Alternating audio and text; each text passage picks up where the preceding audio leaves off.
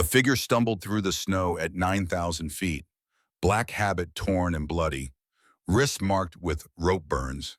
She collapsed at the broken fence where Jacob McGregor stood, rifle raised. Her green eyes met his. Recognition flickered. "Do you remember me, mountain man?" The question hit like a bullet. 5 years ago. Fire and screaming. A young nun kneeling in ash while 27 people burned. Jacob lowered the rifle. "Sister Margaret." She nodded, her legs gave out. Behind her on the distant ridge, 3 riders appeared. "Hunting. Blackwood's coming," she whispered. "And this time he won't stop until one of us is dead." The mountain held its secrets well. At 9,000 feet, where the air grew thin and the timber wolves sang their ancient songs, Jacob McGregor had learned to forget. 5 years of solitude. 5 years of silence.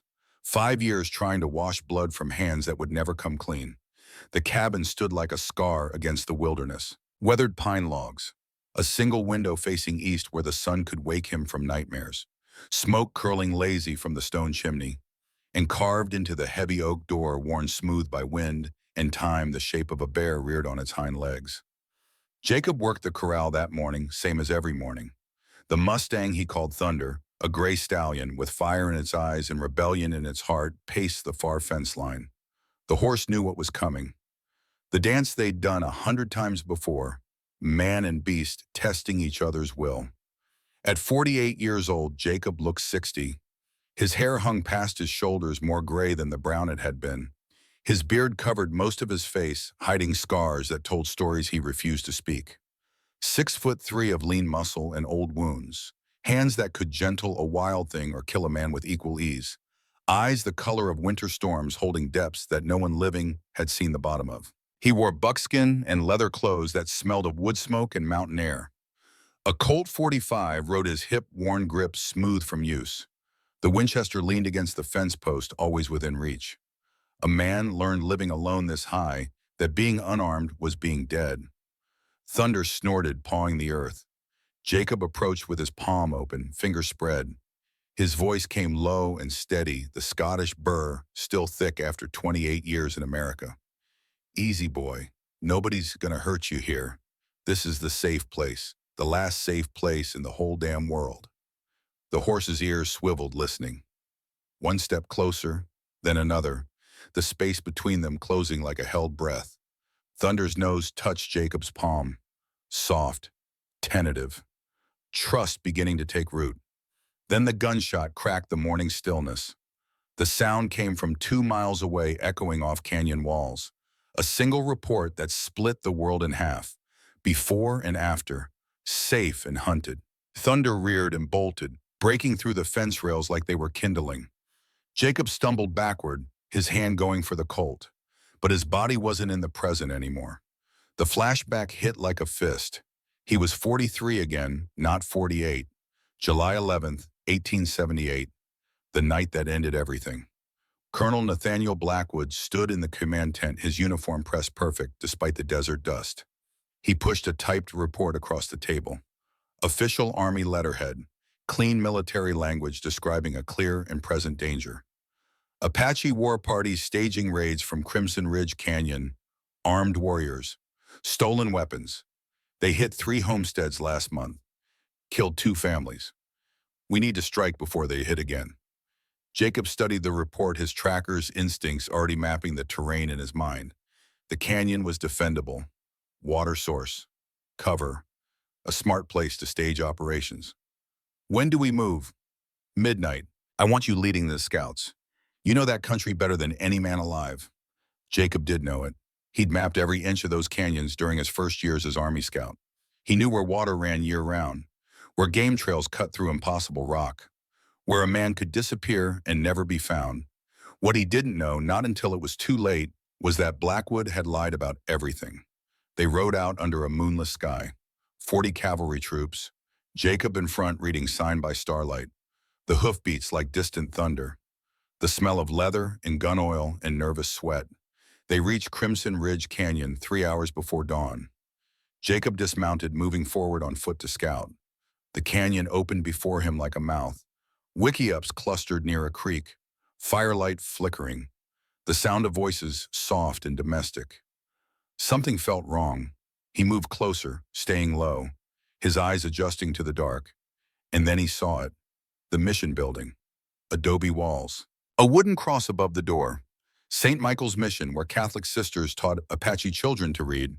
Where white settlers and native families tried to build something better than war.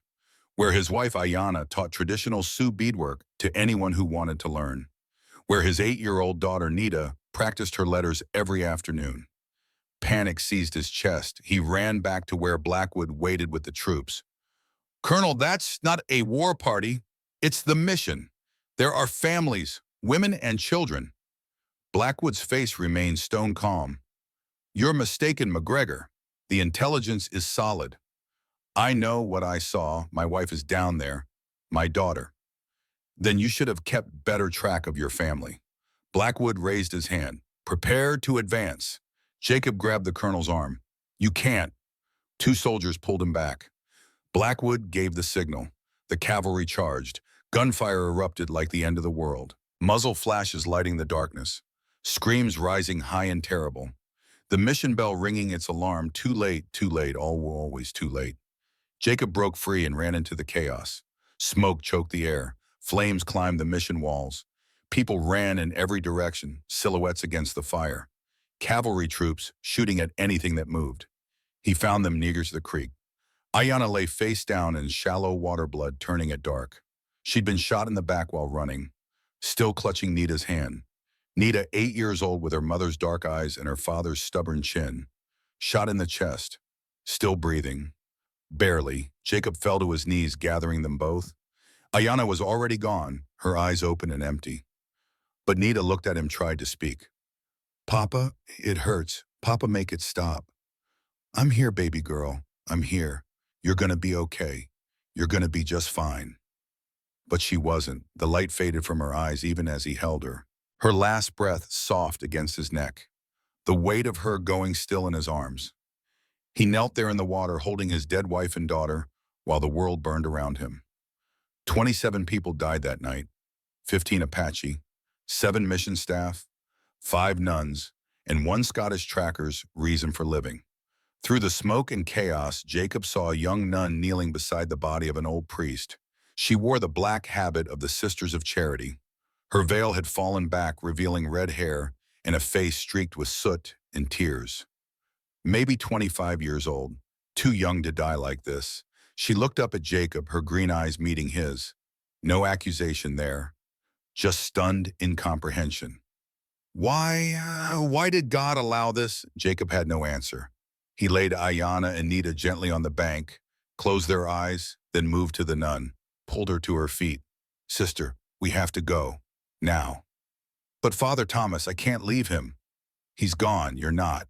Come on." He half carried, half dragged her away from the flames, grabbed 3 Apache children survivors in shock, got them all clear before the mission roof collapsed in a shower of sparks. When they reached the cavalry lines, Blackwood stood watching the fire with something like satisfaction on his face. Collateral damage, McGregor. War is hell. Jacob understood then. The type report, the false intelligence, the deliberate targeting of the mission. Blackwood had planned it all. The canyon sat on land rumored to hold gold.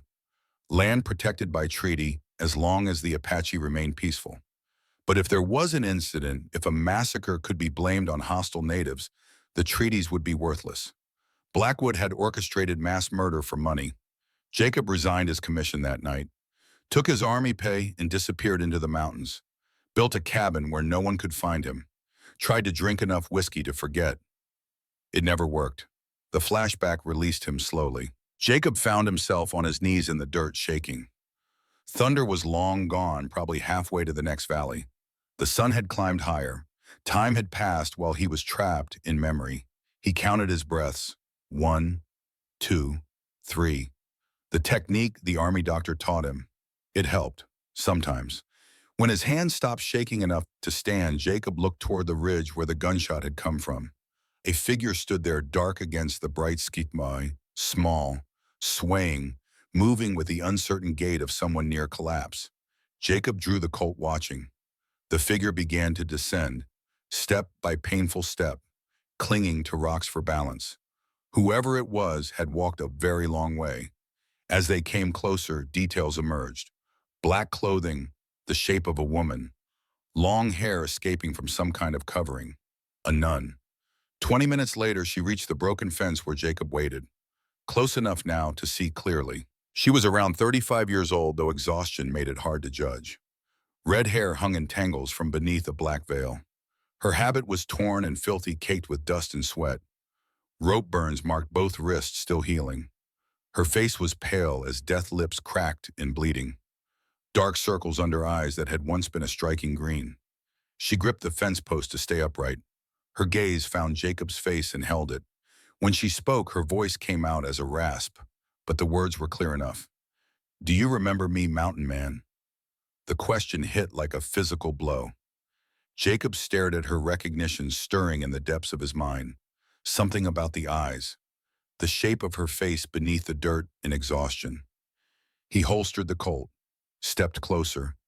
Red hair, green eyes, the black habit. 5 years ago, fire and screaming, a young nun kneeling in ash. Sister Margaret. She nodded, tears cutting clean tracks through the grime on her cheeks. Her legs gave out. Jacob caught her before she hit the ground.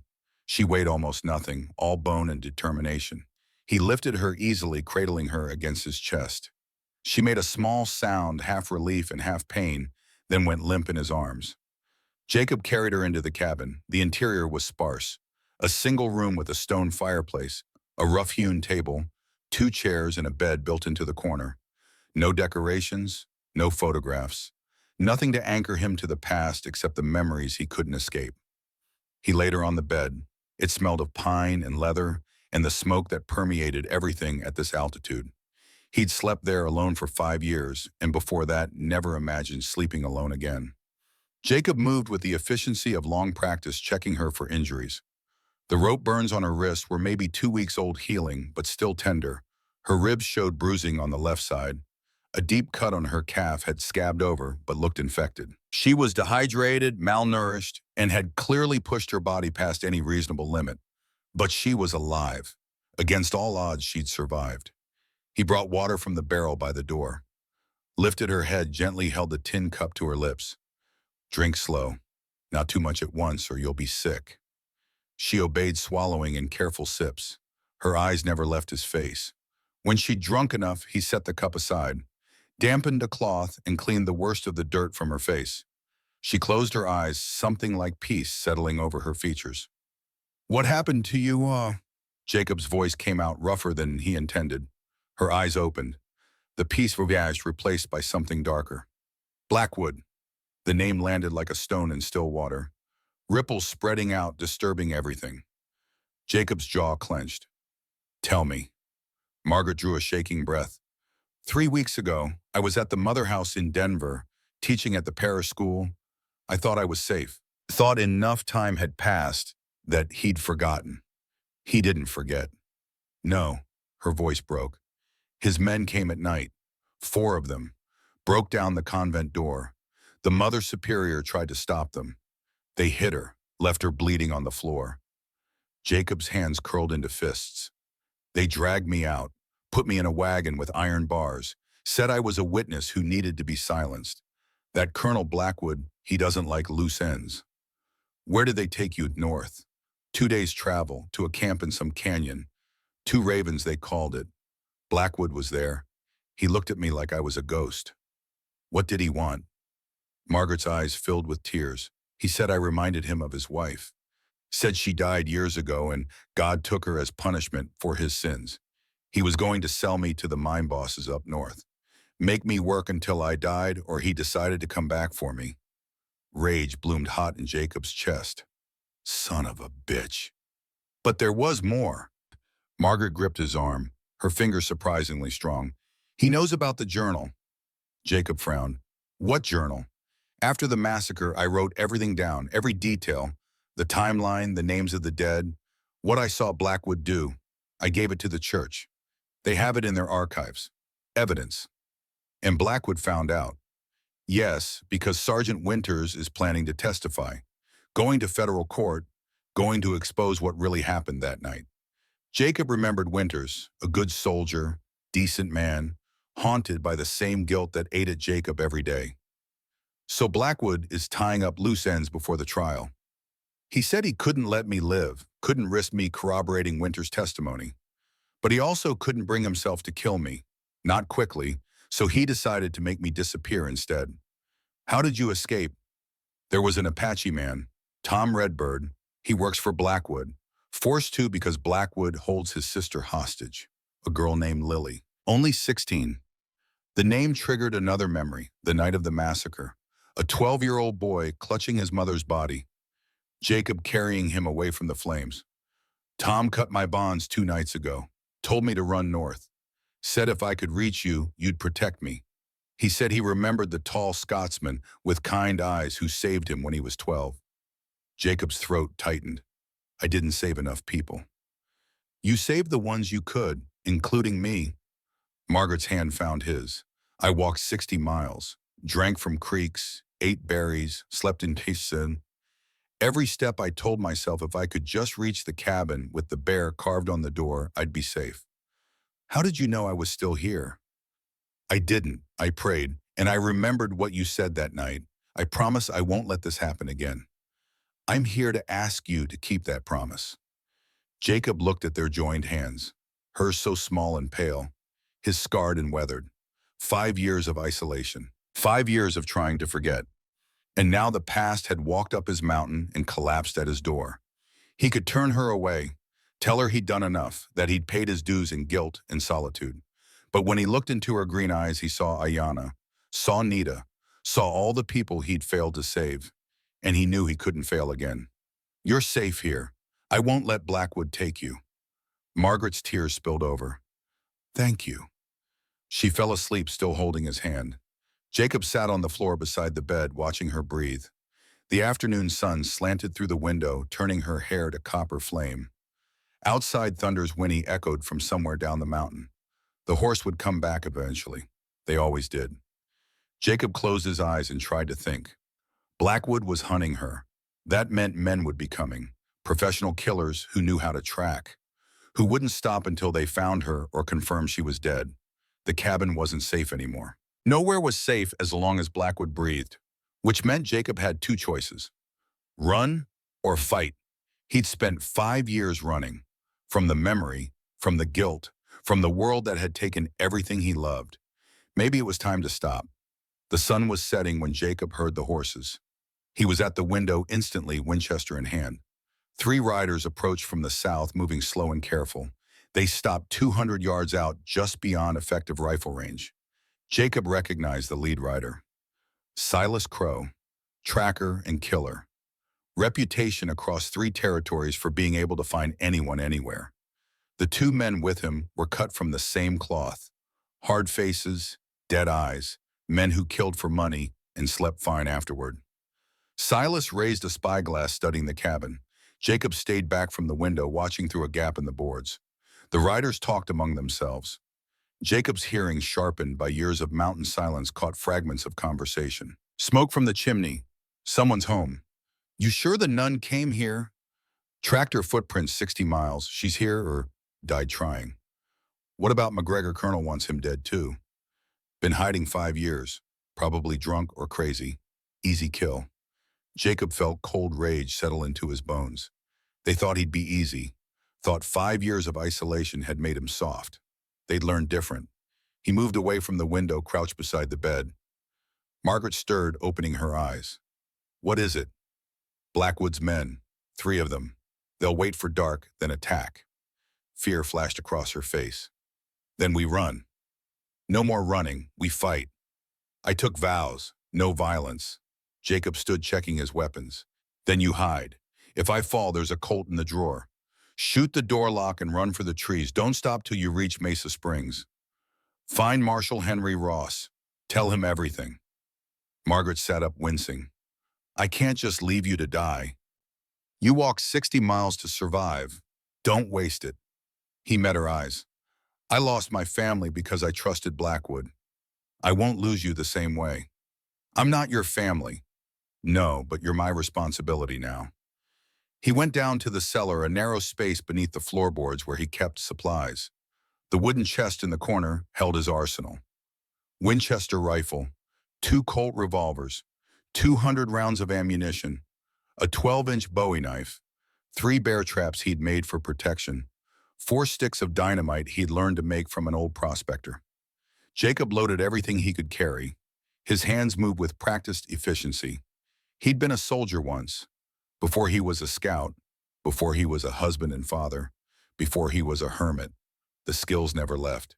They just waited patient and deadly for the moment they'd be needed again. Margaret appeared at the top of the cellar stairs. "Let me help. I told you to stay hidden. And I told you I walked 60 miles. I'm not hiding in a cellar while you fight alone." She came down the steps. "What do you need me to do?" Jacob studied her, the nun who'd watched her world burn, who'd been kidnapped and escaped, who'd crossed mountains on willpower alone. There was steel in her. Underneath the habit and the vows, she was a survivor. "Can you load a rifle? My husband taught me, before he died." It was the first time she'd mentioned being married. Jacob filed that information away for later. "Good. You stay in the cabin, second floor loft. There's a shooting position that covers the approach. Anyone comes through that door who isn't me, you put them down. I don't know if I can kill someone. Then aim for their legs, but if it's you or them, sister, you better choose you." She nodded, taking the rifle he offered. Their hands touched on the barrel. The contact lasted a moment longer than necessary. Jacob broke away first. "I'll set the perimeter. Be ready." He spent the next hour turning his homestead into a killing ground. The first bear trap went in the tall grass near the main approach covered with loose dirt. The second by the water barrel on the west side. The third on the trail leading away from the cabin in case they tried to flank. He wired a stick of dynamite to the barn door with a trip fuse. Anyone trying to get the horses would trigger it. Then he climbed onto the cabin roof. The position gave him clear sight lines in all directions. High ground advantage. He'd learned in the army that elevation mattered. A man fighting uphill was already beaten. The sun dropped below the peaks. Shadows stretched long across the valley. Jacob lay flat on the roof, Winchester beside him, and waited. This was the hard part, the waiting, where thoughts crept in like smoke. He thought about Ayanna, the way she laughed at his terrible jokes, how she'd braid her hair every morning singing under her breath, the soft warmth of her beside him in their marriage bed. He thought about Nita, her small hand in his, the way she'd run to meet him when he came home, her voice reading aloud, stumbling over hard words but never giving up. 5 years of grief pressed against his chest like a stone. And now here was Margaret, another woman who'd survived Blackwood's evil, another chance to do the right thing, or another chance to fail. The riders moved in at full dark. Jacob saw them coming through the starlight, Silas in front, the other two spreading wide. They moved with professional caution, rifles ready. 100 yards, 50, 25. The man on the right, heading for the water barrel, stepped into the trap. The bear trap's jaws snapped shut with a sound like breaking bone. The man screamed high, an animal collapsing. His leg was caught below the knee, steel teeth buried in muscle. Silas and the third man froze. Jacob squeezed the trigger. The Winchester's report echoed like thunder. Silas went down, hit in the shoulder. The third man, a lean killer named Pike, spun and fired blindly toward the roof. Bullets whined past Jacob's head. He rolled, came up on one knee, fired again. Pike took the round in his thigh, stumbling backward. The man in the trap was still screaming, trying to pry the jaws open. Blood black in the moonlight. Jacob dropped from the roof, landed in a crouch, rolled to absorb the impact. Came up running toward Silas. Silas was crawling for his fallen rifle, one arm useless and dragging. Jacob kicked the weapon away, put a boot on Silas's chest, pinning him. "Where's Blackwood?" Silas glared up at him, teeth bared in pain and defiance. "Go to hell!" Jacob pressed down harder, grinding his heel into the shoulder wound. Silas howled. "Where?" "2 Ravens Canyon. He's got 12 men. You can't win. Tell him I'm coming. Tell him if he wants the nun, he goes through me." Silas laughed, a wet, pained sound. "He already knew that. That's why he sent us to kill you first. You failed. Others won't." Jacob heard movement behind him, spun, bringing up the Winchester. Pike had managed to limp to his horse, was climbing into the saddle, leaving a blood trail. Jacob could have shot him, should have, but something stayed his hand. Let one escape. Let him tell Blackwood that Jacob McGregor wasn't dead or drunk or crazy, that the mountain man was coming and hell was coming with him. Pike galloped away into the night. Jacob turned back to Silas. Why does Blackwood want her so bad? It's been 5 years. Silas coughed, tasted blood. She looks like his dead wife, Rebecca. He's obsessed, talks about her in his sleep, says God sent her as a second chance. Cold dread settled in Jacob's gut. He wants to keep her. He wants to own her, body and soul. Silas grinned through bloody teeth, and he always gets what he wants. Jacob hit him once clean and hard. Silas went limp. The man in the trap had passed out from pain. Jacob checked his pulse. Still alive. He'd live, though he'd never walk right again. Jacob dragged both unconscious men to the barn, tied them with rope that wouldn't slip. They'd keep until morning. Back in the cabin, he found Margaret in the loft. She held the rifle with white-knuckled grip, shaking. Did you kill them? No, wounded too. One escaped. Thank God. She lowered the rifle. I heard the screams. I thought you were dying. Not tonight. Margaret climbed down the ladder, stood close enough that he could smell her, sweat and fear and something floral beneath it. Lavender, maybe, a scent that didn't belong in this hard place. What did they tell you? Jacob didn't want to say it, but she deserved the truth. Blackwood doesn't just want you dead, he wants you alive. Says you remind him of his dead wife. He's planning to keep you. The color drained from Margaret's face. She swayed. Jacob caught her, his hands on her shoulders. I won't let that happen. How can you stop him? He has 12 men, an army. Then we get an army of our own. Jacob released her, stepped back before the contact could mean something more. Tomorrow we ride for Mesa Springs, find Marshal Ross, get help. Will he believe us? Ross was there, after the massacre. He tried to investigate. Blackwood got him discharged from the army, but Ross came back. Territorial marshal now. If anyone will help, it's him. Margaret nodded slowly. Then we go at first light. Get some rest. We ride hard tomorrow.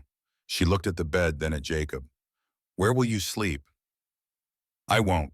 Need to keep watch. You can't stay awake all night. Done it before. He moved to the window. Sleep, sister. You're safe now. Margaret hesitated, then climbed back into the bed. Fully clothed, habit and all, she lay on her side, watching him. Jacob. Yeah, thank you for keeping your promise. He didn't answer, just stood at the window, rifle in hand, watching the darkness for threats that might or might not come. Behind him, Margaret's breathing gradually slowed and deepened, exhaustion pulling her under. Jacob thought about what Silas had said. Blackwood obsessed, seeing his dead wife in Margaret's face. The psychology of it was twisted beyond understanding, but it also made Blackwood predictable. A man obsessed would make mistakes, would take risks, would let emotion override strategy. Jacob could use that, assuming they survived long enough to matter. Near midnight, another sound, low and deliberate. Not horses this time. Someone on foot. Jacob moved to the door, opened it a crack. A figure stood at the edge of the clearing, lean and young, a patchy dress and bearing. The figure raised his hands, showing empty palms, then put 2 fingers to his lips and whistled, low and questioning. Jacob recognized the signal. Apache, asking for parley. He stepped out, rifle lowered but ready. The figure approached. As he came into the moonlight, Jacob saw him clearly. 17, maybe 18. Dark eyes, sharp features, moving with the caution of someone who'd survived by staying invisible. McGregor. The voice was quiet but steady. Sister Margaret alive. Tom. Jacob lowered the rifle completely. Yeah, she's safe. Tom's shoulders sagged with relief. He was almost crying. Thank God, I was afraid. Afraid they caught her. You helped her escape. Why? Tom stepped closer. In the moonlight, Jacob could see the boy's face more clearly and remembered, 12 years old, covered in ash, clutching his mother's body. You saved me, Tom said simply. 5 years ago. You carried me out when you could have run.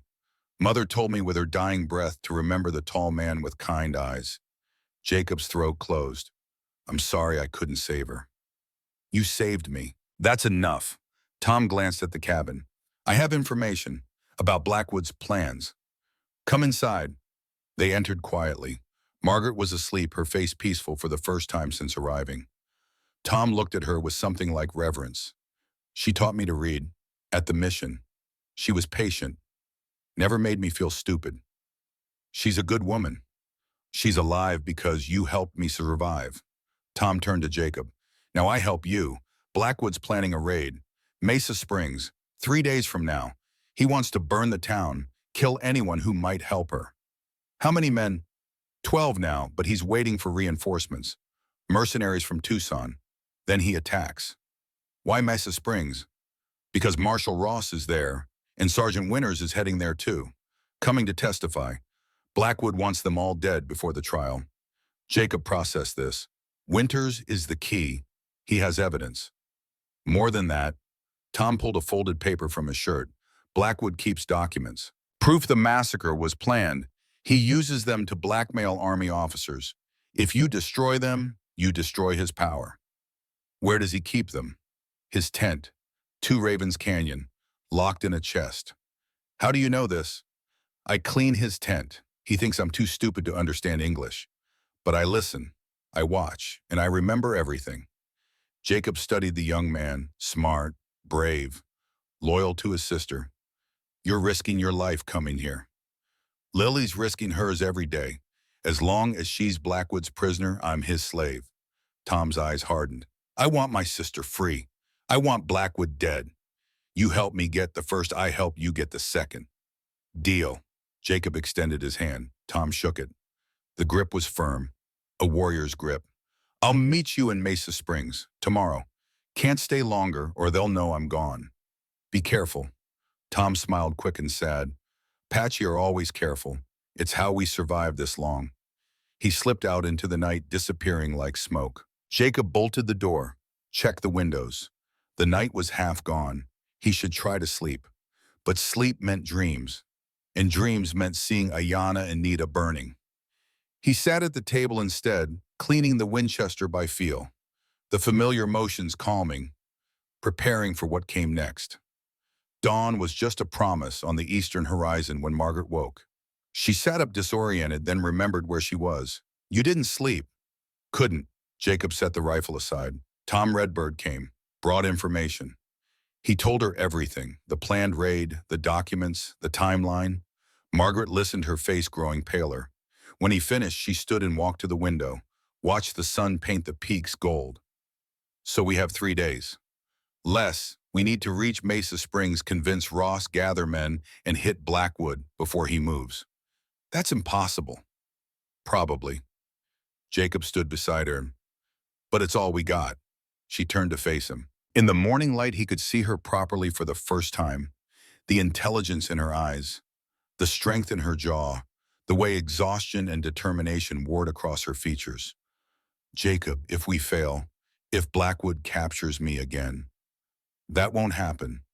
But if it does, promise me you'll kill me first. Don't let him take me alive. The request hit like a punch. Sister bum, promise me. Her hand gripped his arm. I'd rather die than belong to that monster. Jacob looked into her eyes, saw she meant every word. I promise. They prepared to leave in silence. Jacob saddled Thunder, who'd returned sometime in the night, gave Margaret the bay mare named Rosie, packed supplies, ammunition, food for 3 days, canteens filled from the spring. The 2 prisoners were still unconscious in the barn. Jacob left them tied. Someone would find them eventually. Thunder had returned during the night, standing calmly by the barn. As the sun broke over the eastern peaks, they rode out, Jacob leading, Margaret following. The trail down the mountain was treacherous, loose scree and sudden drop-offs. A horse could break a leg easy. A rider could die easier. But they made it to flatter ground by mid-morning. Jacob set a hard pace, not quite a gallop, but faster than prudent. Mesa Springs was 15 miles. 3 hours of hard riding if the horses held up. 2 hours in, they entered a narrow canyon, the kind of place Jacob would have avoided if he had a choice. Sheer walls rising on both sides. One entrance, one exit. A natural ambush site. Stay close, he told Margaret. If shooting starts, you ride. Don't stop. Don't look back. What about you? I'll catch up. The canyon was maybe a half-mile long. They were 3/4 through when Jacob's instincts screamed warning. Too late, gunfire erupted from both ridges. Bullets sparked off rocks. Thunder whinnied and reared. Rosie bolted forward, Margaret clinging to the saddle. Jacob drew the Winchester, firing one-handed while controlling thunder with his knees. A skill learned in cavalry days. Muscle memory taking over. 3 riders appeared from cover ahead, cutting off escape. More of Blackwood's men. "Ride!" Jacob shouted to Margaret, but she was already riding bent low over Rosie's neck. The mare was fast, fear giving her speed.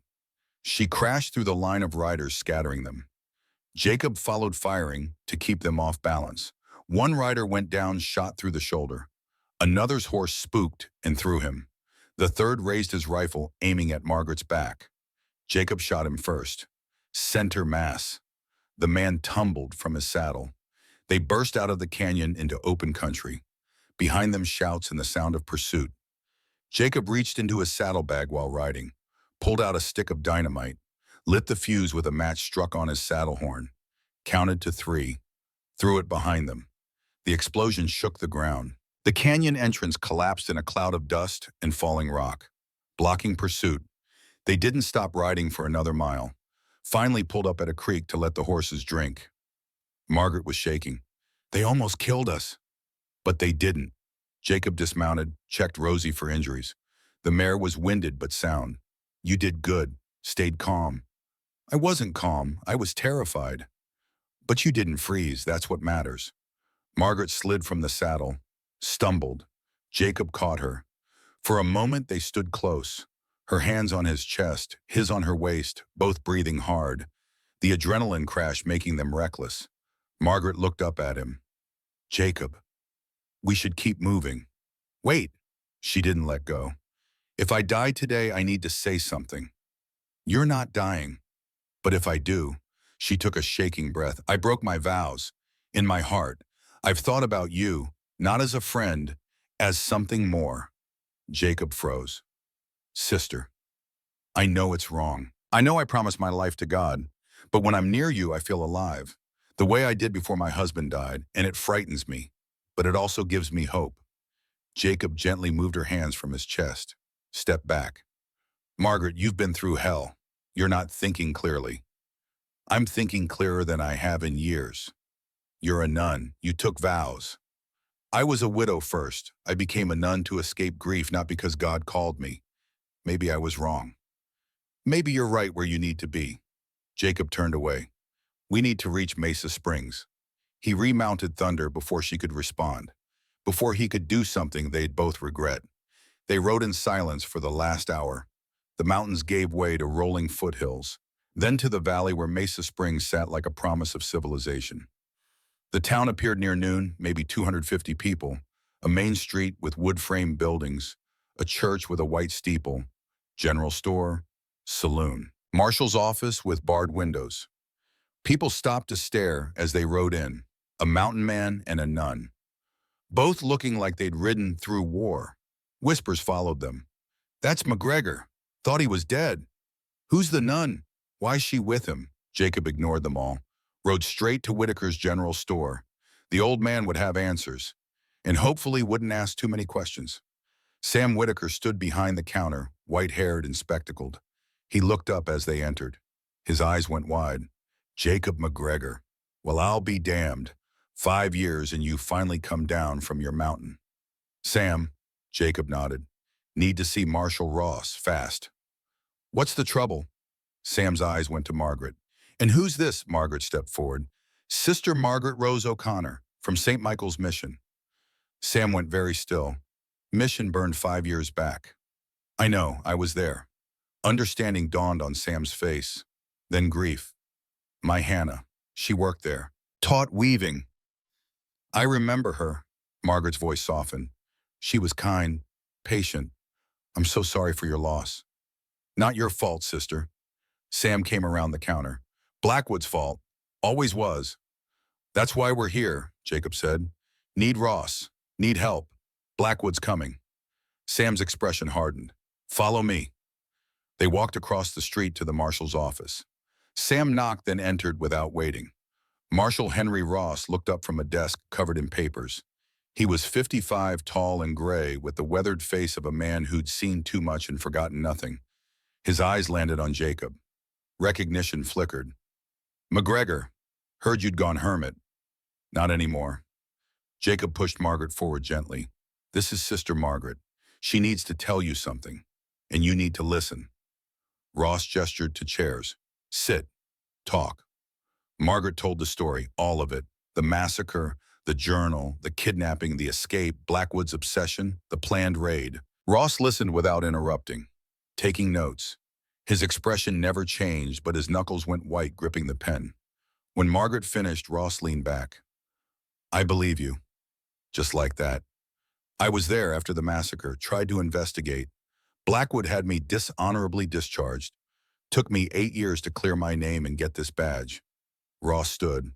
"So yeah, I believe you, and I've been waiting for a chance to take that bastard down." "He's got 12 men," Jacob said, "planning to raid this town in 3 days.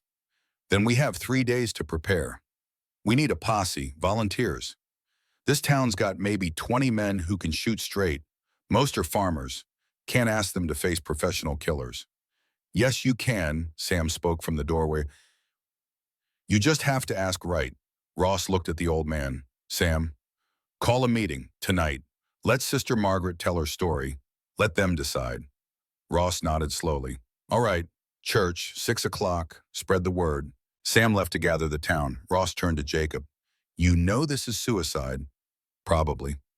And you're doing it anyway." "Don't have a choice." "There's always a choice." Jacob looked at Margaret.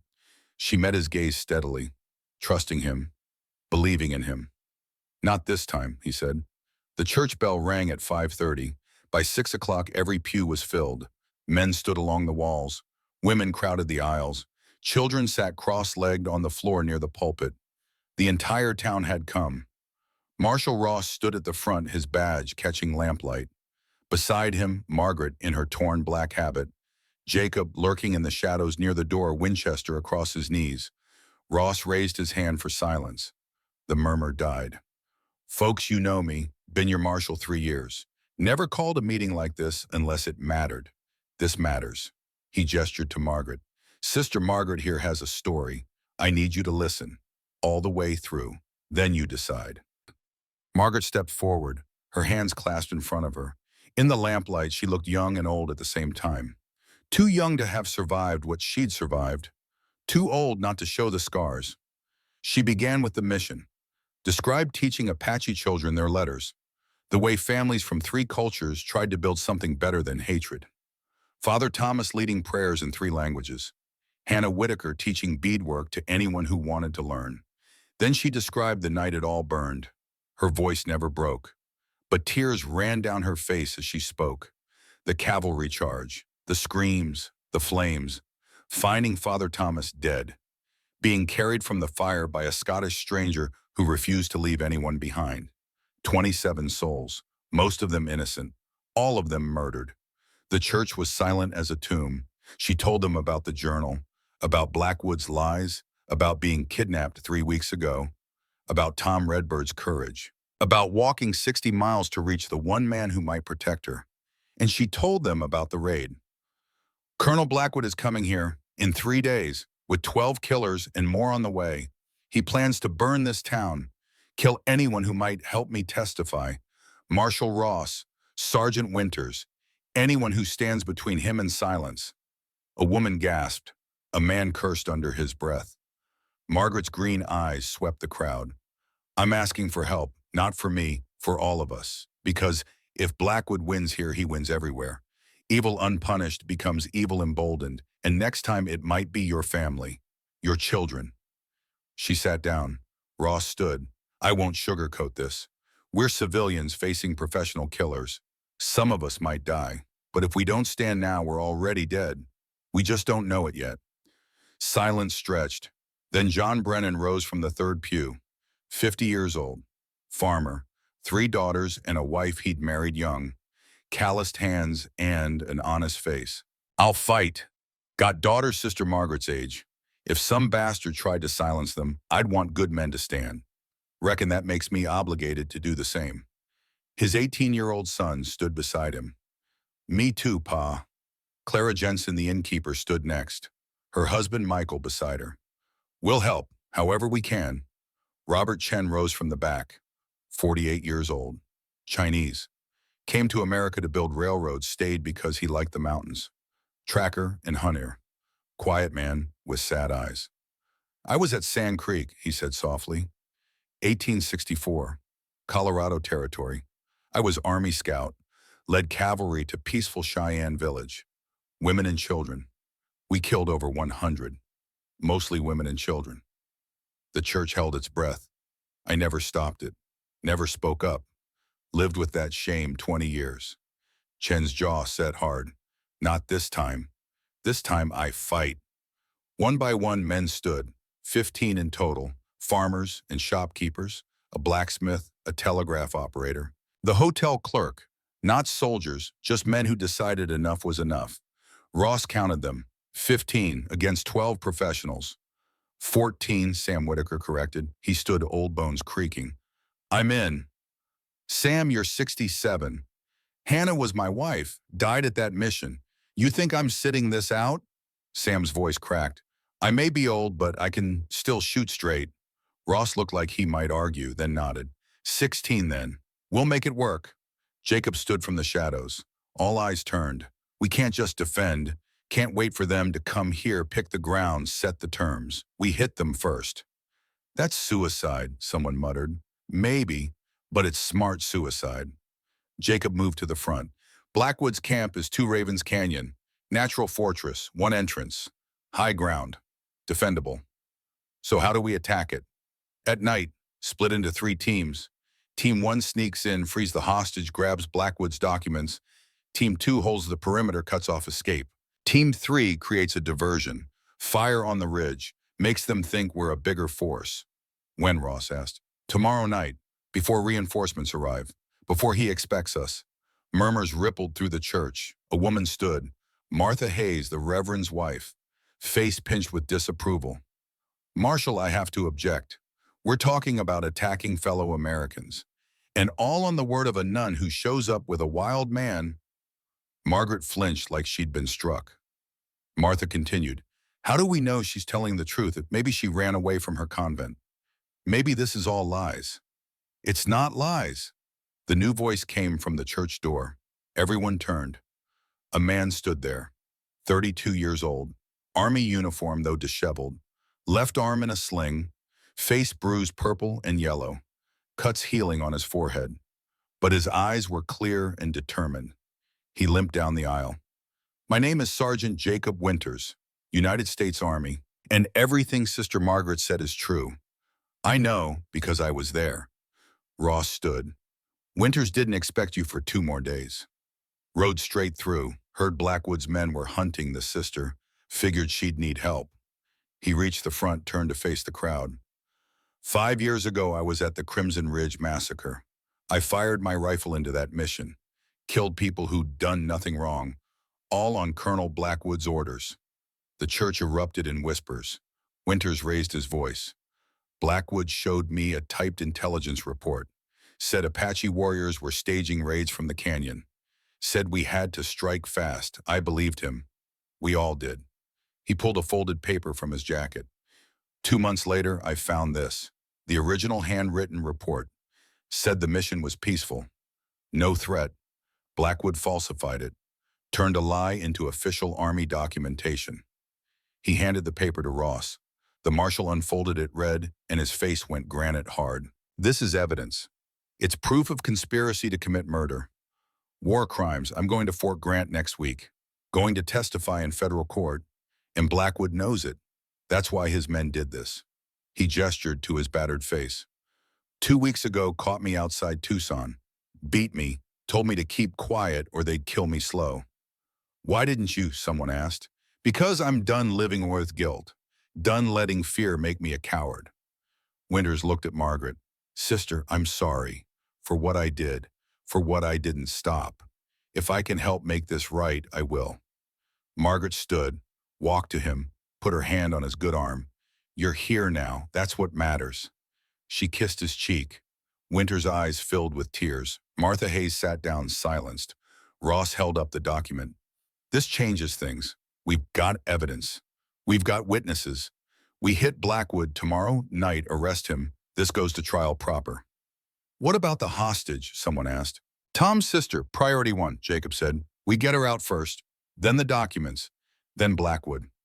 How many men you need? Jacob looked at the volunteers. Farmers and shopkeepers. Good men, but not soldiers. Everyone, split 3 ways, 5 men each team. That's 15. We got 16. Jacob glanced at Margaret. She stood straighter. I'm coming. No. I know what the documents look like. I can verify them. Too dangerous. Everything's dangerous. Her jaw set stubborn. I didn't walk 60 miles to hide in a church while others fight my battle. The room rumbled with approval. Ross nodded. She's right. She's the witness. Needs to be there. Jacob wanted to argue, but he saw the determination in Margaret's eyes. The steel underneath the nun's habit. This was her fight as much as his. Fine, but you stay with me. Don't leave my side. Agreed. The meeting broke up near midnight. People filed out talking in hushed voices. Some excited, some terrified, all committed. Jacob found himself on the church steps with Ross and Winters. You really think this can work? Ross asked. No, but it's our only shot. Winters laughed bitter. At least we'll die trying. Speak for yourself, Ross said. I plan on living long enough to see Blackwood hang. They stood in silence, 3 men bonded by violence they hadn't chosen and justice they'd die to achieve. Dawn came too fast and too slow. Jacob spent the night on Clara Jensen's hotel porch keeping watch. Margaret slept inside in a real bed for the first time in weeks. Jacob hoped she got some rest. Tomorrow would test them all. The morning brought preparation. Ross organized the volunteers into teams, assigned roles, distributed weapons from the town armory. Jacob worked with Robert Chen teaching the farmers basic tactics, how to move quiet, how to shoot without closing both eyes, how to stay calm when bullets flew. Most had hunted, knew how to track game, but game didn't shoot back. By noon, Jacob's patience was wearing thin. John Brennan kept flinching at every gunshot. The telegraph operator couldn't hit a target at 50 yards. Sam Whitaker was strong but slow. This isn't going to work, Jacob muttered to Chen. It has to. Chen was calm as mountain water. They're not soldiers, but they're brave. That counts. Bravery gets you killed. So does cowardice. At least bravery means something. Jacob had no answer for that. Margaret appeared near the practice field. She'd borrowed clothes from Clara. Simple dress, brown and practical. Her red hair tied back. The nun's habit folded away. She looked younger, more human, less untouchable. Jacob forced himself to look away. She approached anyway. Can I help? You know how to shoot. My husband taught me before the Comanche killed him. It was the second time she'd mentioned her dead husband. Jacob filed it away. Show me. She took a rifle from the rack, checked it with practiced efficiency, loaded 5 rounds, aimed at a target 100 yards out, fired. The first shot went wide, the second clipped the edge. The third, fourth, and fifth all hit center mass. Jacob raised his eyebrows. You said you knew how. Didn't say you were good. Thomas insisted, said a frontier wife needed to protect herself.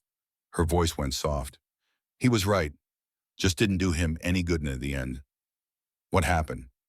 Comanche raiding party, 1873. We'd been married 2 years, had a little homestead outside Santa Fe.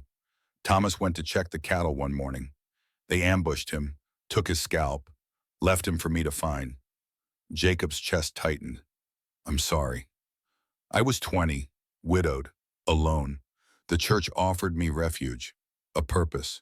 I became a nun to escape grief. She met his eyes, worked for a while. And now I don't know what I am. Sister Margaret, who took vows of chastity and poverty, or Margaret O'Connor, who remembers what it's like to love a man. The admission hung between them like smoke. Jacob stepped back. You should help Ross. He's organizing supplies. Margaret didn't move. Are you afraid of me, Jacob? No. Then why do you keep running? Because you're a nun. Because I'm a widower who led my family to their deaths. Because this, he gestured between them, can't happen.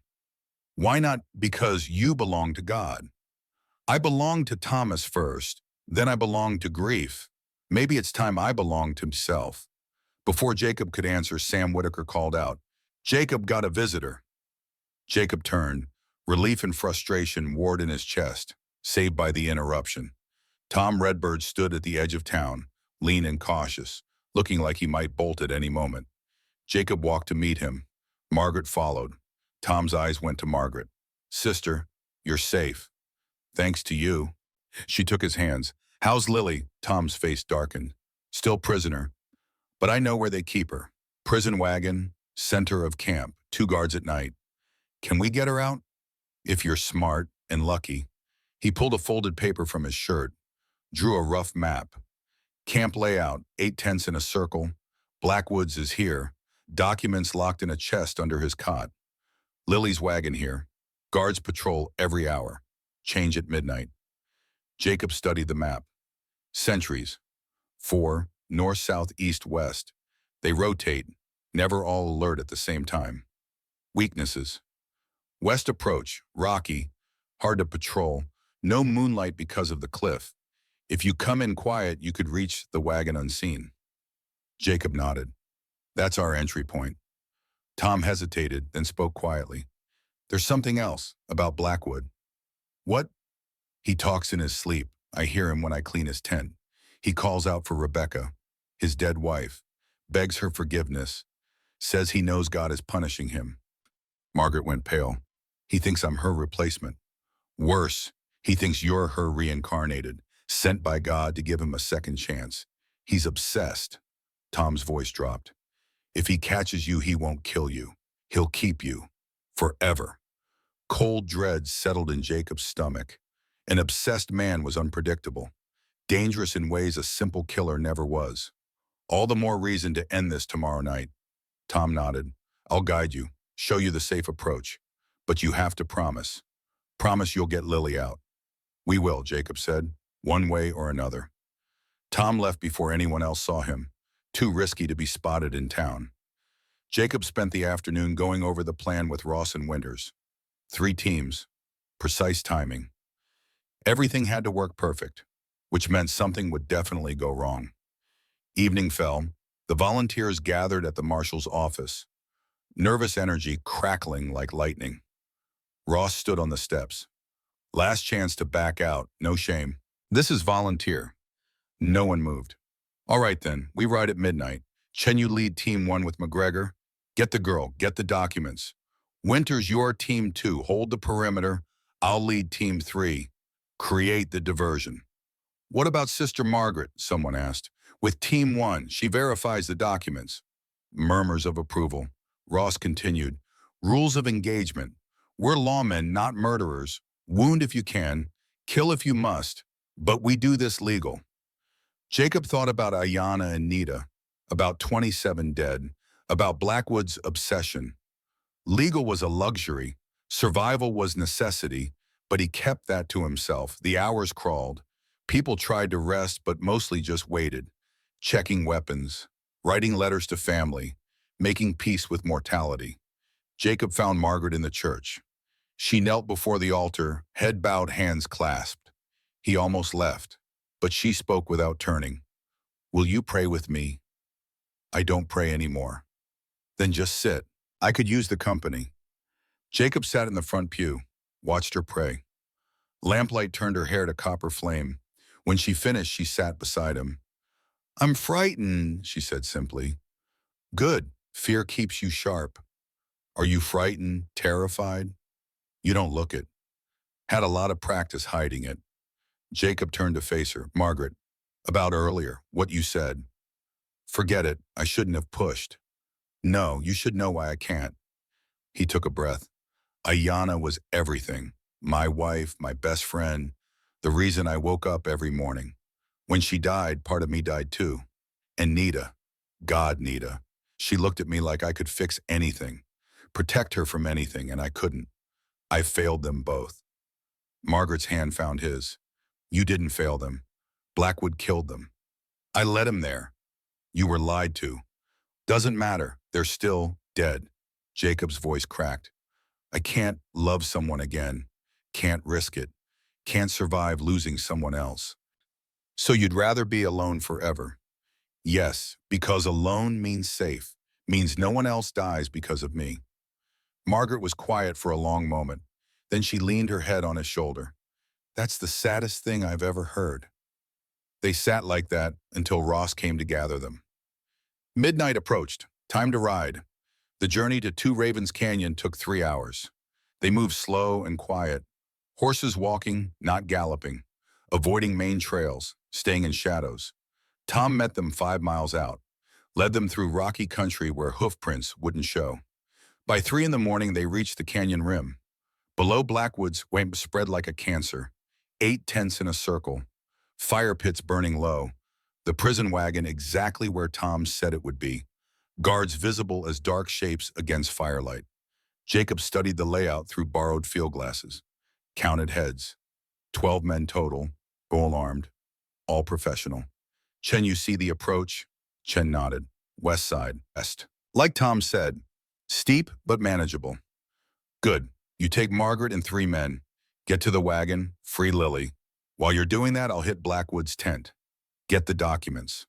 Alone. Faster that way, less noise. Ross spoke from nearby. Winters and I will be in position by 0400. You hear shooting, that's us? Means you're compromised.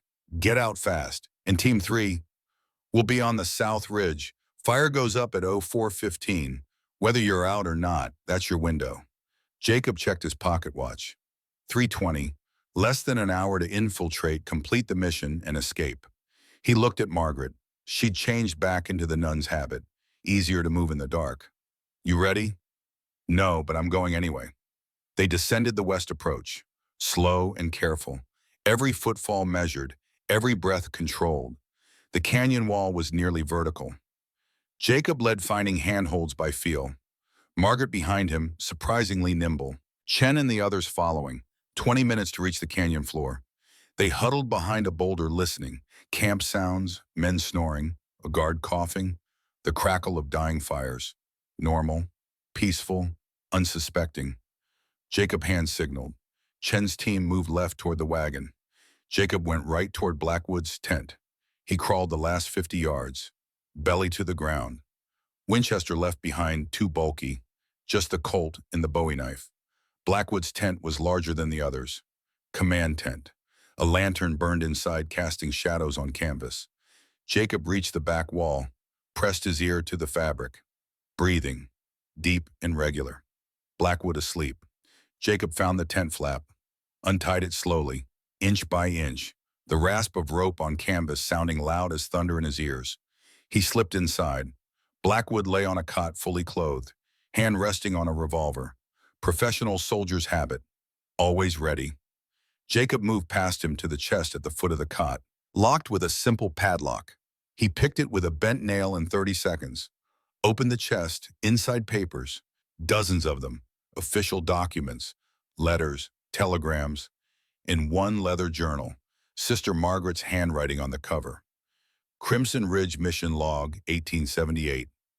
Jacob took it, took the falsified intelligence report Winters mentioned, took anything that looked important. Behind him, Blackwood stirred. Jacob froze. Blackwood's breathing changed, faster, waking. Jacob's hand went to the Bowie knife. He could end it here. One thrust. Blackwood's throat. Justice served. But Ross's words echoed. We're lawmen, not murderers. Jacob stayed his hand. Blackwood's eyes opened, looked directly at Jacob. For one frozen moment, they stared at each other. Then Blackwood's hand moved for the revolver. Jacob was faster, lammed the knife hilt into Blackwood's temple. The colonel slumped unconscious. Outside, a shout. Intruders, the wagon. Chen's team had been spotted. Gunfire erupted. The camp exploded into chaos. Jacob grabbed the documents and ran. He burst from the tent into hell. Men running everywhere. Muzzle flashes lighting the dark. Chen and his men fighting back toward the west wall. Margaret crouched behind the prison wagon, rifle in hand. Lily Redbird huddled beside her. 16 years old, terrified but unhurt. Jacob ran to them. Go west wall. Margaret grabbed Lily's hand. They ran together. A guard stepped out, raising his rifle. Jacob shot him. Center mass. The man dropped. More guards converging. Too many. From the south ridge, fire bloomed. Ross's diversion. Flames climbing the canyon wall, making Blackwood's men think they were surrounded. From the east, Winter's team opened fire, pinning down reinforcements. Jacob covered Margaret and Lily's escape, fired the Colt until it clicked empty, drew the second one, kept firing. Chen appeared beside him. We gotta move. You go. I'll hold them. Like hell, they ran together, bullets whining past. One clipped Jacob's arm, hot and burning. He ignored it. They reached the west wall. Margaret and Lily were already climbing, the three volunteers from Chen's team providing covering fire. Jacob started up, Chen behind him. Below, Blackwood emerged from his tent, bleeding from the head wound. Enraged, he saw Margaret climbing, his face twisted with something beyond anger. Obsession and madness combined. No, she's mine. He raised a revolver, aimed at Margaret's back. Jacob saw it happening. Too far to stop, too far to save her. Time slowed. Blackwood fired. Margaret screamed. Her leg gave out. She slipped hanging by one hand. Jacob roared, dropped back down, ran toward Blackwood with the Bowie knife. Blackwood turned firing, missed. Jacob closed the distance, tackled him. They hit the ground hard, rolled, fighting for dominance. Blackwood was 52, strong, desperate, insane. Jacob was 48, stronger, desperate, sane. The knife flashed. Blackwood blocked. They grappled. Then a bugle call echoed across the canyon. Cavalry. Captain Douglas Morrison led 20 soldiers down the main canyon entrance. Federal marshals behind him. Drop your weapons, United States Army. Blackwood's men surrendered, dropped guns, raised hands. But Blackwood didn't stop. He fought Jacob with the strength of madness. Jacob hit him. Once, twice, 3 times. Blackwood collapsed, bleeding, beaten, but still conscious. She's mine, he wheezed. God sent her to me, my second chance. God sent nothing. You're just a murderer. Morrison approached. Jacob McGregor. Yeah. Captain Morrison, Fort Grant. Sergeant Winters sent word you might need help. You're late. Better late than dead. Morrison looked at Blackwood. Is that him? That's him. Federal marshals took custody, chained Blackwood's hands. Red charges that went on for 5 minutes. Jacob climbed back to where Margaret clung to the canyon wall. Blood ran from her left thigh. Bullet wound, through and through. Painful but not fatal. Chen and John Brennan helped her down. Later, on flat ground, Jacob knelt beside her. Hold on, I've got you. Hurts, she gasped. I know, you're going to be fine. Army medic arrived, cut away the dress, packed the wound, bandaged tight. Lily sat nearby crying. Tom had appeared from somewhere holding his sister, both of them whole, both safe. Jacob looked around. Chen alive. John Brennan alive. The 3 volunteers wounded but standing. Ross and his team coming down from the ridge untouched. Winters and his men from the east perimeter, one with a shoulder wound but walking. They'd done it. Against impossible odds. They'd won. Margaret's hand gripped Jacob's. Did we get them? The documents? Jacob pulled the journal from his jacket, showed her. She smiled. Then it was worth it. She passed out. Jacob lifted her carefully, carried her to where horses waited. The medic said she'd live. The bullet missed the bone, missed the artery. She'd walk again, but she'd carry a scar. They all would. Dawn broke as they rode back to Mesa Springs, a ragged column of volunteers and soldiers, leading prisoners, carrying wounded. Victorious but exhausted, the town turned out to meet them, cheering, crying, thanking all and the men who'd risked everything. Jacob carried Margaret into Clara Jensen's hotel, laid her on the best bed. Clara and the town doctor took over shooing him out. He stood in the hallway, blood on his hands, literally and figuratively. Ross found him there. You did good. People got hurt. People lived. That's what matters. Blackwood. Morrison's taking him to Fort Grant, federal trial, with Winter's testimony and the documents he'll hang. Good. Ross studied Jacob. What now? You going back to your mountain? Jacob thought about the cabin, the isolation, the 5 years of trying to forget. He thought about Margaret's hand in his, the way she trusted him, the way she'd fought beside him. Don't know yet. Well, when you figure it out, let me know. Town could use a man like you. Ross left. Jacob stood in the hallway until Clara emerged. She's resting, asking for you. He entered quietly. Margaret lay propped on pillows, pale but awake, her red hair spread across white linen, green eyes bright with fever and morphine. Jacob, he sat beside the bed. You should rest. I will, but first I need to tell you something. What? When Blackwood shot me when I was falling, all I could think was I'd never told you the truth. What truth? That I love you. The morphine made her brave. I know it's wrong. I know I have vows. But I don't care. I love you, Jacob McGregor. And if I die tomorrow, I want you to know. Jacob's throat closed. All the words he wanted to say jammed up inside. Margaret saw his struggle, smiled sadly. You don't have to say anything. I just needed you to know. She closed her eyes, slept. Jacob sat there for a long time, holding her hand, watching her breathe. Outside, the sun climbed higher. A new day, a new chance, but some questions remained unanswered. And in 3 days, Blackwood's trial would begin. Margaret woke to sunlight streaming through lace curtains. The hotel room smelled of lavender and carbolic soap. Her leg throbbed with each heartbeat, a deep ache that promised pain for months to come. But she was alive. Clara Jensen sat in a chair by the window knitting. She looked up when Margaret stirred. Easy now, don't try to move too quick. How long was I asleep? 2 days.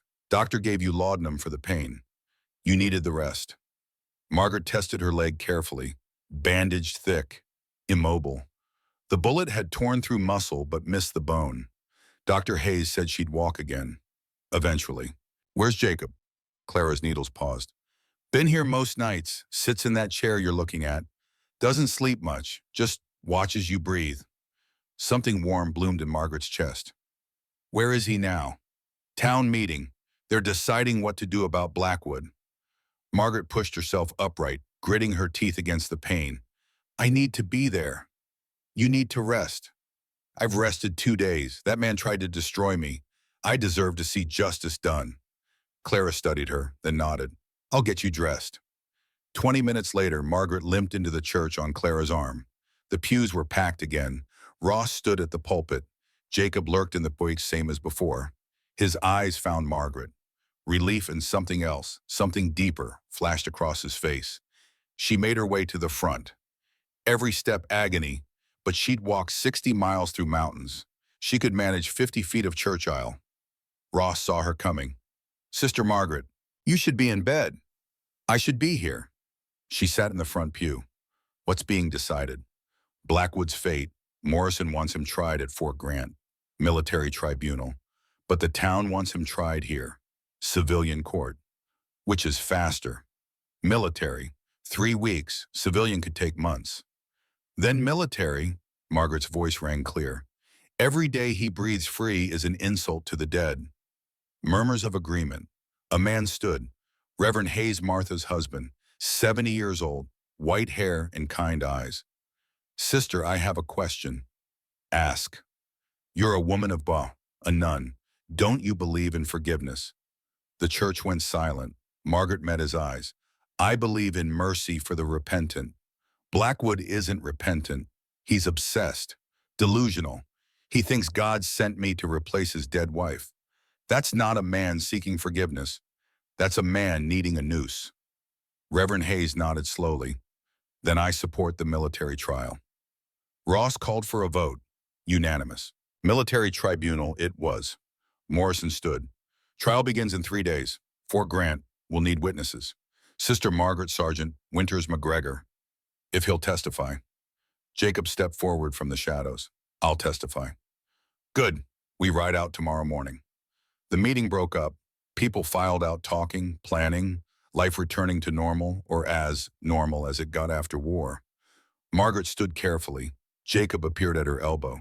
You shouldn't be walking. I'm fine. You're stubborn. I'm alive. She looked up at him. Thanks to you, I almost got you killed. No, Blackwood shot me. You saved me. There's a difference, them. They stood close. Too close for propriety. Clara cleared her throat meaningfully from nearby. Jacob stepped back. You should rest. Long ride tomorrow. I'm going. You're the key witness. Can't do this without you. Margaret smiled. Then I better get my strength back. The journey to Fort Grant took 2 days. Margaret rode in a wagon, her leg propped on blankets. Jacob rode alongside, never more than 20 feet away. They camped the first night near a creek. Margaret sat by the fire while Clara made dinner. The other volunteers had gone home. Just the core group remained. Ross Winters, Jacob Chen Tom, and Lily Redbird, and a dozen soldiers Morrison had left to guard them. Blackwood rode in a prison wagon, chained hand and foot, 2 guards with him at all times. Margaret watched the wagon from across camp, saw Blackwood's shadow moving inside, still alive, still dangerous. Jacob sat beside her, handed her coffee. You're staring. Can't help it. Can't believe we caught him. Believe it, he's done. Is he men like Blackwood have lawyers, money, friends in high places? Not this time. Evidence is too strong. Witnesses too credible. Jacob sipped his own coffee. He'll hang. Question is when. Margaret was quiet for a moment, then asked the question that had haunted her for 2 days. When I said I loved you. When I was drugged and bleeding. Did I dream that, or did I really say it? Jacob's jaw tightened. You said it. And you said nothing back. Because I don't know what to say. The truth would work. Jacob stared into the fire. The truth is I can't love you. Not because I don't want to, but because everyone I love dies. Ayana, Nita, even my parents back in Scotland. Dead before I turned 20. Love is a curse for me. That's not love. That's life. People die, but that doesn't make love wrong. Doesn't make it safe either. Well, things safe, Jacob. I married Thomas thinking we'd grow old together. He died at 24. I became a nun thinking I'd found peace. Blackwood destroyed that too. Safety is an illusion. Jacob turned to look at her. The firelight painted his scarred face in golden shadow. 50 years of pain etched in every line. What are you saying? I'm saying I'm done hiding. Done pretending I don't feel what I feel. When I thought I was dying, the only regret I had was not telling you the truth. You have vows. I have choices. Vows I took to escape grief, not embrace God. Maybe it's time I chose different. Before Jacob could respond, Winters approached. Hate to interrupt, but Morrison wants to go over testimony. Make sure we're all saying the same thing. Margaret stood using Jacob's offered hand for balance. We should go. Jacob held her hand a moment longer than necessary. We're not done talking about this. Good.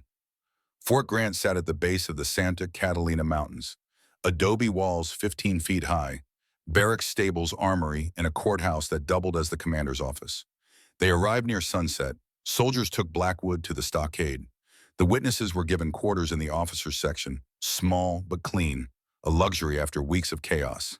The trial began the next morning. The courthouse was packed. Officers, soldiers, townspeople who'd ridden from Mesa Springs, reporters from Tucson and Phoenix. Everyone wanted to see the fallen colonel face justice. 3 judges sat at the bench. Generals, all of them. Old men who'd seen war and understood betrayal. Blackwood was led and chained. He'd been given a clean uniform. His gray hair was combed. He looked almost respectable. Until you saw his eyes. Empty, haunted, broken. The charges were read. Conspiracy to commit murder, falsification of military documents, war crimes, kidnapping, attempted murder. The list went on for 10 minutes. Blackwood pled not guilty. The prosecution called Sergeant Winters first. Winters took the stand, raised his right hand, swore to tell the truth. He told it all. The typed intelligence report, the handwritten original, how Blackwood had used them both. How good soldiers had been turned into murderers. The defense attorney, a slick man from Santa Fe, tried to break him. Isn't it true, Sergeant, that you were discharged from the Army for insubordination? Yes. And that you hold a grudge against Colonel Blackwood for that discharge? No, I hold him accountable for 27 murders. But you have no proof the colonel personally falsified documents. Winters pulled out the two reports, held them up. Handwritten says peaceful, typed says hostile, same date, same signature, one real, one fake. How do you know which is which? Because I found the typed version on Blackwood's desk 2 months after the massacre, with ink still wet on his pen. The courtroom erupted in whispers. The defense attorney sat down. Next came Tom Redbird. He testified about being kidnapped, about his sister held hostage, about Blackwood's obsession with Sister Margaret. Then Robert Chen. He described the raid, the rescue, the documents found in Blackwood's tent. Then Jacob. He walked to the stand feeling every one of his 48 years. The judges watched him with hard eyes. They knew him, knew his reputation. Best tracker in 3 territories. The man who'd led cavalry to Crimson Ridge. The prosecutor stood. State your name for the record. Jacob Bear McGregor. You were present at the Crimson Ridge massacre. Yes. Describe what happened. Jacob did, left nothing out. His trust in Blackwood, the false intelligence, leading 40 soldiers to what he thought was a war party, finding the mission instead, watching it burn, holding his dead wife and daughter. His voice never wavered, but his hands shook. Why didn't you stop the attack? I tried. Blackwood ordered me restrained, said soldiers follow orders. Did you question the intelligence? Not at first. Blackwood was my commanding officer, my friend. I trusted him. When did you learn the truth? That night, when I saw who was dying, who we'd killed. And the prosecutor held up Margaret's journal. Do you recognize this? Yes, Sister Margaret's record. She gave it to me in Blackwood's tent. And these, he held up the intelligence reports, real and fake, proof of conspiracy. The defense attorney stood. He was sweating now. The case was crumbling. Mr. McGregor, isn't it true you resigned your commission immediately after the massacre? Yes. Why? Because I couldn't serve under a murderer. Or because you were guilty yourself? Jacob's eyes went cold. I led them there. That makes me guilty of trust. Blackwood gave the orders. That makes him guilty of murder. But you fired your weapon that night. I fired into the air, trying to draw attention, trying to stop it. Can anyone verify that the people I saved, Sister Margaret, 3 Apache children, an elder who died 2 days later but told others what I'd done? The defense attorney had no response. The judges called a recess. Margaret was called after lunch. She limped to the stand, still pale from blood loss. But her voice was strong. The prosecutor walked her through the massacre, her journal entries, the kidnapping, the escape, Tom's help, Jacob's protection. Then he asked the question everyone wanted answered. Sister Margaret, Colonel Blackwood claims he's innocent, that all of this is a misunderstanding. What do you say? Margaret looked directly at Blackwood. He stared back with desperate eyes. I say he's a murderer and a madman. He killed 27 people for gold. He kidnapped me because I threatened his freedom. And he's obsessed with me because I look like his dead wife. That's not innocence. That's evil wearing a uniform. Blackwood surged to his feet. Guards grabbed him. She's lying. God sent her to me. My Rebecca returned. Tell them, Margaret. Tell them you feel it too. The judges ordered him removed. Blackwood fought, screaming. Margaret, I love you. I did this for you. For us. The doors slammed shut. His screams echoed through the walls. The courtroom sat in stunned silence. Margaret gripped the witness stand, shaking. The head judge spoke. Sister, are you able to continue? Yes. She steadied herself. I want him to hear what I say next. Very well. Blackwood was dragged back in, forced into his chair, held there by 2 soldiers. Margaret continued. Colonel Blackwood, you're not in love. You're sick. You murdered your conscience and tried to replace it with obsession. But I am not Rebecca. I am not your second chance. I am the woman whose life you destroyed twice, and I will watch you hang with a clear conscience.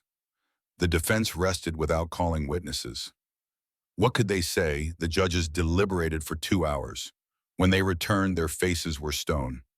Colonel Nathaniel Blackwood, this tribunal finds you guilty on all counts. You are hereby sentenced to death by hanging. Sentenced to be carried out in 3 days. May God have mercy on your soul. Blackwood didn't react, just stared at Margaret with empty eyes. As they led him away, he spoke one last time. Rebecca, I'll wait for you. In heaven or hell, I'll wait. Then he was gone. That night, the witnesses gathered in Morrison's office, celebrating. Justice served, saw the right outcome. But Margaret felt hollow, empty. Blackwood would hang, but 27 people would stay dead. Her life would stay shattered. She excused herself, limped outside into the cool desert night. Jacob found her by the stables, staring at stars. You all right? I don't know. I should feel victorious, but I just feel tired. That's normal. Justice doesn't erase pain. No, it just makes room for something else. She turned to him. Jacob, I need to tell you something. What? I've decided to leave the sisterhood. Jacob went very still. Why, Pa? Because I took vows for the wrong reasons. I was running from grief, not running toward God. And I can't keep pretending. What will you do? I don't know, but I know I can't be Sister Margaret anymore. I need to be just Margaret. Figure out who that is. Jacob stepped closer. And us, what we talked about. Margaret reached up, cupped his scarred face. I meant what I said. I love you. And I think you love me too, even if you're too scared to admit it. I am scared, terrified. Then be scared, but be scared with me, not alone. Jacob closed his eyes, leaned into her touch. I don't know how to do this, how to love someone again. Neither do I. We'll learn together. He opened his eyes. They were wet. You're sure? I've never been more sure of anything. Jacob kissed her, gentle at first, then deeper. 5 years of grief and loneliness poured into that kiss. 5 years of isolation breaking like a dam. When they finally pulled apart, both were crying. I love you, Jacob whispered. God help me, I love you too. Then that's enough. 3 days later, Nathaniel Blackwood was hanged in the Fort Grant courtyard. Margaret and Jacob didn't attend. Neither did Winters or most of the Mesa Springs volunteers. Only the soldiers and the reporters witnessed it. Morrison told them later that Blackwood's last words were a prayer. Rebecca, forgive me. Margaret, forgive me. God, forgive me. Then the trapdoor opened and he fell. It took 4 minutes for him to die. The knot was tied wrong. He strangled slowly. Morrison said he deserved worse. Margaret wasn't sure she agreed. Death was death. Suffering didn't balance the scales. But at least it was over. A week after the hanging, they returned to Mesa Springs. The town threw a celebration. Music and dancing and food, honoring the volunteers who'd risked everything. Ross made a speech, thanked everyone, mentioned the dead by name, made sure they were remembered. Then he turned to Margaret. Sister, you're welcome to stay here as long as you need. This town owes you. Thank you, Marshal, but I won't be sister much longer. Gasps rippled through the crowd. Ross raised an eyebrow. What will you be? Just Margaret, a woman trying to figure out what comes next. She looked at Jacob. He stood at the back of the crowd as always, but he was smiling. Later that night, they walked through town together. Margaret's leg was healing. She could manage without the crutch now, slow but steady. I've been thinking, Jacob said, about the mission, Crimson Ridge, all those people who died. What about them? They were trying to build something, a place where different people could live together, learn from each other. We should finish what they started. Margaret stopped walking.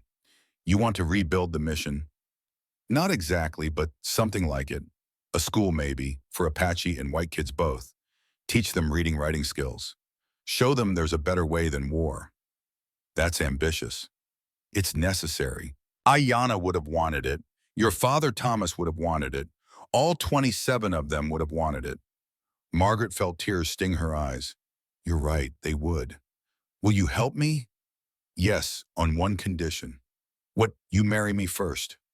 Jacob stopped breathing. What, you heard me? I'm leaving the sisterhood. I'm free and I want to marry you, Jacob McGregor. Margaret, I'm 20 years older than you. 18 years. I'm 30. You're 48. That's not so much. I'm a broken man. We're both broken, but maybe broken pieces can fit together. She took his hands. I love you. You love me. Life is short and uncertain. So I'm asking, will you marry me? Jacob pulled her close, buried his face in her hair. Yes, God help us both, yes. They were married 3 weeks later. Reverend Hayes performed the ceremony in the Mesa Springs Church. The entire town attended. Clara wept. Sam Whitaker gave the bride away. Ross stood as Jacob's best man. Margaret wore a simple white dress donated by the women of the town. Jacob wore his best buckskin jacket cleaned and mended. When Reverend Hayes asked if anyone objected, Martha Hayes stood. Everyone held their breath. Martha looked at Margaret. I objected to you once. Called you a liar. I was wrong. You're a brave woman, and you deserve happiness. She sat down. The ceremony continued. When they were pronounced man and wife, Jacob kissed Margaret like it was the first and last time all at once. The celebration lasted until dawn. Music and dancing and joy. The town embracing its heroes. As the sun rose, Jacob and Margaret slipped away, rode up to the cabin in the mountains. They're home now, together. That first year was hard. Margaret's leg healed crooked. She walked with a limp. Jacob's nightmares continued. Some nights he woke screaming. But they held each other through the dark times, built something real out of shared pain, and they started planning the school. Ross helped get funding from the territorial government. The church donated land near the old mission site. Volunteers from Mesa Springs built the structure, a simple wooden building with large windows and a bell tower. Tom Redbird signed on as a teacher.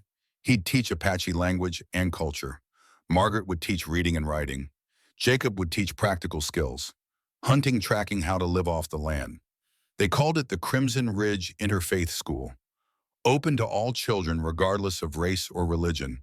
The first day, 23 students attended, 15 Apache, 8 white, the same number as the dead. Margaret stood at the front of the classroom, her heart pounding. My name is Mrs. McGregor. I'm here to teach you. But more importantly, I'm here to learn from you. We're all equal here, all valued, all loved. She looked at Jacob, who stood in the doorway watching with tears in his eyes. This school exists because good people died trying to build something better. We're going to finish their work. The children listened, their faces bright with hope. And for the first time since the massacre, Margaret felt something other than grief. She felt purpose. 5 years later, the school had grown to 60 students, 3 teachers, 2 buildings, a library funded by donations from across the territory. Senators came to visit, called it a model for integration. Other towns started similar schools. Jacob stood in the garden with a group of 10-year-olds, teaching them to identify edible plants. His hair was completely gray now, his face more weathered, but his eyes held light again. Margaret watched from the classroom window. She was 35 now, still limped, but she'd learned to move with it, not against it. She was pregnant, 3 months, a miracle at her age. But it was happening. Jacob didn't know yet. She'd tell him tonight. Tom Redbird appeared beside her arm, ready for the ceremony. Ready. They walked outside together. The entire student body gathered in front of a new monument, a stone marker with 27 names carved into it, the people who would born at Crimson Ridge. At the bottom, an inscription, they dreamed of a better world. We're building it. Reverend Hayes blessed the monument. Lily Redbird, now 21 and engaged to be married, placed flowers at its base. The children sang a hymn in 3 languages. When it was over, Margaret found Jacob. Walk with me. They walked to the edge of the property, looked out over the valley, the school behind them, the future ahead. I have something to tell you, Margaret said. What? I'm pregnant. Jacob stared at her. What? 3 months. Doctor says I'm healthy. The baby's healthy. It's real. Jacob's knees buckled. He sat down hard on a rock. We're having a baby. Yes. At our age, miracles happen. Margaret sat beside him. Are you happy? Jacob looked at her, tears streaming down his weathered face. I never thought I'd get a second chance at love, at family, at being a father. You're getting all 3. He kissed her. I love you, Margaret McGregor. I love you too. 6 months later, Margaret gave birth to a daughter. They named her Hope. Hope McGregor came into the world screaming red-faced and furious at the indignity of being born. Jacob held her for the first time and wept. This tiny thing, this second chance, this proof that God could forgive even the deepest sins. Margaret watched him with their daughter, saw the gentle way he cradled her, the fierce protectiveness in his eyes, the love. She looks like you, Jacob said. She has your stubborn chin. God help us both. Hope grew fast. By age 2, she was walking and talking. By 3, she was asking questions no one could answer. By 5, she was helping in the school reading to younger children. She had red hair like her mother, gray eyes like her father, and a spirit that belonged only to herself. Jacob was 53 when Hope was born, thought he'd be too old to keep up. But fatherhood gave him energy he didn't know he had. He taught her to ride, to track, to gentle wild things with patience and love. Margaret taught her to read, to write, to think critically and question everything. Between them, they raised a child who knew both worlds, who could move between Apache and white society with ease, who understood that difference wasn't weakness. Hope was their legacy, living proof that love could conquer hate. On Hope's 10th birthday, the territorial governor came to visit the school. He wanted to replicate the model across the Southwest, needed Margaret and Jacob's expertise. They sat in the governor's office, overwhelmed.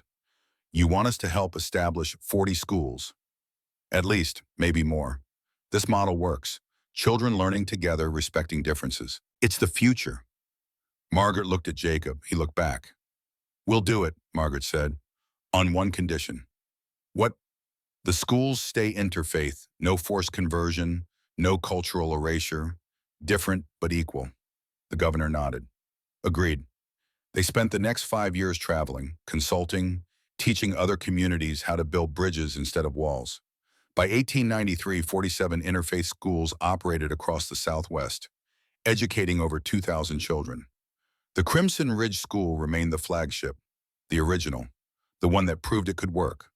Jacob was 58, Margaret was 40, Hope was 10, and the world was changing slowly towards something better.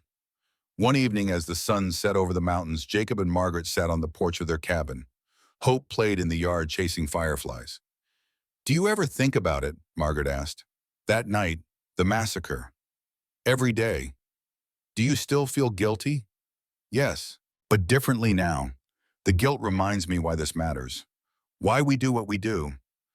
Ayanna would be proud of you. I hope so. Jacob took her hand. But I'm more concerned with making you proud. You do, every day.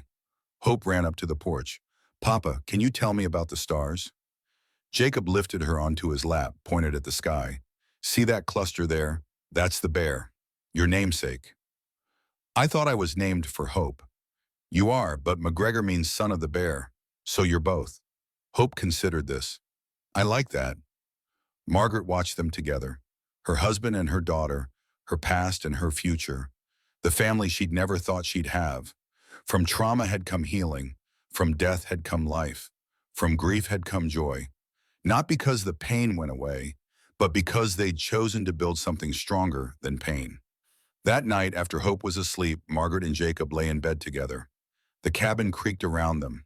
Familiar sounds, safe sounds. Jacob, do you remember when I asked you to marry me? How could I forget? I asked because I was afraid. Afraid I'd never get another chance. Afraid I'd waste my life hiding. And now I'm grateful I was afraid, because fear made me brave. Jacob pulled her closer. You've always been brave. No, I was terrified, but I did it anyway. That's what bravery is. They lay in silence, listening to the night sounds. Coyotes calling, wind through pine, the soft breathing of their daughter down the hall. We did it, Margaret whispered. We actually did it. Did what? Kept the promise, made something better, turned grief into hope. We had help, but we did it together. Jacob kissed her forehead. Together. That's the only way anything good gets built. 10 years later, Margaret stood at the dedication of the 50th Interfaith School. She was 50, gray threading through her red hair, the limp more pronounced, but her eyes still bright. Jacob stood beside her, 68, white-haired and weathered, but strong, Still teaching, still building. Hope, 20 years old, stood with them. She'd just graduated from normal school, was about to start teaching at the original Crimson Ridge campus. The governor gave a speech, thanked Jacob and Margaret for their vision, called them pioneers of education, heroes of integration. When it was Margaret's turn to speak, she looked out at the crowd. Hundreds of people, teachers, students, parents, officials. "I'm not a hero," she began. "I'm a widow who became a nun to hide from pain, who broke her vows because she found love, who stumbled into this work because she had nowhere else to go." She gestured to Jacob. "This man saved my life 3 times. Once from fire, once from a bullet, once from myself. Without him, none of this exists." Jacob shook his head, embarrassed. Margaret continued, "But more than that, we were saved by a town, Mesa Springs. Ordinary people who chose courage over comfort, who stood against evil when it would have been safer to run." She looked at Hope. "We're building this for them, for the children who deserve better than war, better than hatred, better than fear." Her voice broke. 27 people died at Crimson Ridge. This network of schools teaches over 3,000 children. That's their legacy. That's their victory. The crowd stood, applauded. Many were crying. After the ceremony, an old man approached, white-haired and bent, but his eyes were familiar. Sister Margaret, or should I say, Mrs. McGregor. Margaret studied him. Recognition dawned. Tom Redbird, 37 years old now, smiled. "You remember." "How could I forget? You saved my life. You saved mine first, at the mission, taught me to read, gave me hope." They embraced. "Where's Lily?" Margaret asked. "Home with her grandchildren. She has 5 now, all attending the Phoenix Interfaith School." "That's wonderful." Tom looked at Jacob. "Mr. McGregor, you're looking well." Jacob shook his hand. "So are you. Heard you're teaching at the Tucson campus. 15 years now. Best job I ever had." They talked for an hour, reminiscing, comparing notes, celebrating how far they'd all come. When Tom left, Jacob turned to Margaret. "That's the 3rd time this month someone from the old days has appeared. We're getting famous. We're getting old. Osund. Same thing." She kissed his cheek. "Come on, let's go home." Home was still the cabin in the mountains. They'd added rooms over the years.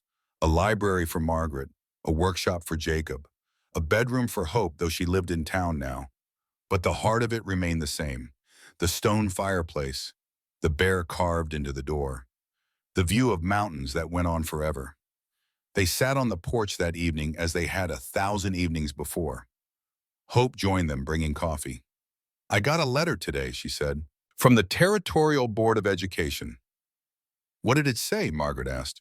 "They want to name the next school after you, the Margaret McGregor School for Integrated Learning." Margaret laughed. "That's a terrible name." "It's an honor." "It's embarrassing." Jacob smiled. "Accept it. You've earned it." Margaret looked at her husband and daughter, at the life they'd built from ashes. "All right, but only if they name one after you, too." "Deal." Hope hugged them both.